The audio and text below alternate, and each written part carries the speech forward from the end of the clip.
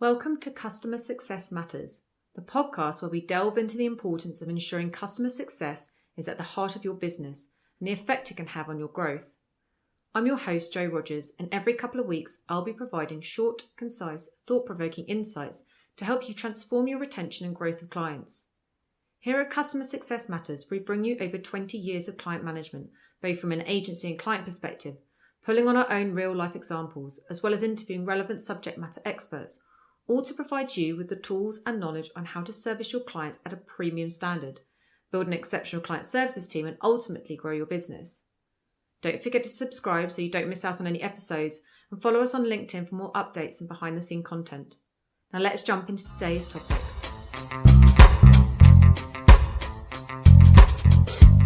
Welcome to episode 2 of Customer Success Matters. As with everything that I will discuss on this podcast, there are elements that will resonate more specifically with agencies, but the insights are relevant for all service-based industries. So this week, I'll be talking about the onboarding process of a new client. Prior to onboarding, you and your team have spent a lot of time in the sales process, establishing relationships and starting to build trust. But this can all be for nothing if your onboarding process is not smooth and considered. New client onboarding sets the standard for how your project is going to run. Get this part right, and you will put the client at ease and start to build the good foundations of a good working relationship.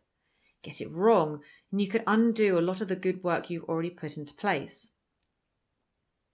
I would suggest creating an onboarding deck at the outset, which you can take your client or clients through on a call, which will include all of the important details that you'll need to cover off to ensure you're all on the same page by the end of onboarding.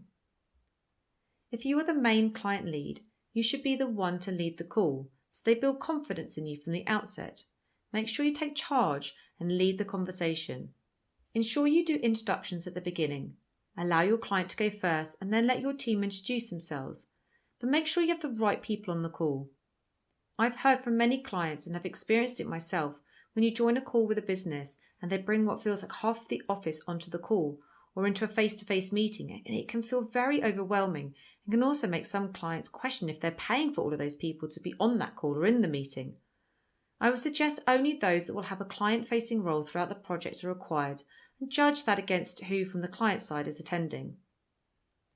Start by reiterating what was purchased in the sales process. This is really important to ensure that everyone is still on the same page about what the business objectives and program objectives are, and what the response to these objectives are in the form of a strategy. This ensures there's no misalignment between what was sold in the sales process and what will actually be done. The same applies to the budget. It is really worth showing what the invoice schedule is and asking who is responsible for payment. Again, just so that everyone is completely clear on when the invoices will be sent and who needs to be chased in any case of any problems. Establish ways of working with your client straight away, so there is no misalignment on how each party should be communicating. But make sure you ask them how they would like to be communicated, whether that is via email, Slack, Teams, or even a hybrid. But let them decide what works best for them and adapt to their preferences. Within this, also understand how to communicate with your client when there's an urgent request.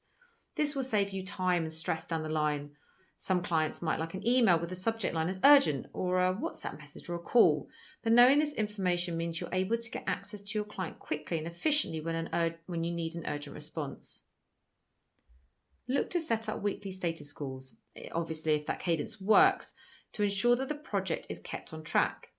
You may not be able to ascertain what day or time works best on the call. This can be done post-it, but what it is going to do is give the visibility to your client about what to expect following onboarding and put confidence in you that you're going to be able to manage the project effectively. Discuss your client's internal approval process with them so that you are able to build out an approval organogram. Not only will this help you from a management point of view, but will save you masses of time down the line if you are ensuring all the right people are involved in the process at the right time.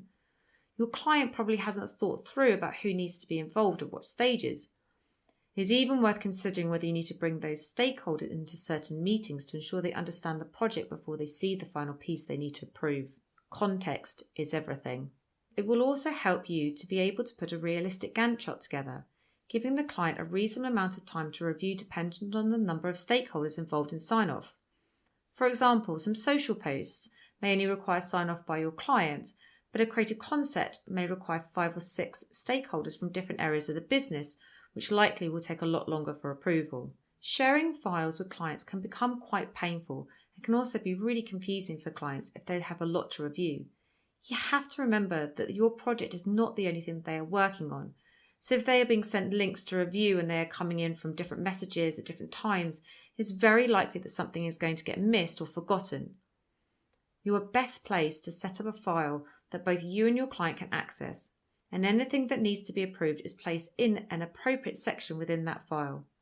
You might already have a process for this in place, but as long as it means the client only has one area to access rather than having to find previous emails or messages of links, but use what you have available. Depending on the stage of the project at the time of onboarding, either provide a milestone timeline so that the client has some visibility of what to expect in terms of deliverables. Alternatively, if the project has already been finalised, provide a detailed Gantt chart and take them through it so they're clear on what the spreadsheet represents. This may not be possible to conduct on the call, but understanding what tech your clients have and what access rights you are able to get will help you in putting together your strategy. Knowing what tech is available for you to use and also what possible hurdles you may need to overcome. This obviously may not be applicable for all projects. Finally, create some SLAs with your client in terms of your response times, working hours, how you book resource, etc., so they have a clear expectation set from the outset. Remember to under-promise and over-deliver, not the other way around. If you need any support in your onboarding process or anything related to client services, do drop me an email at joe@bloomstoneconsultancy.co.uk. And don't forget to subscribe to the podcast so you don't miss out on the next episode of Customer Success Matters.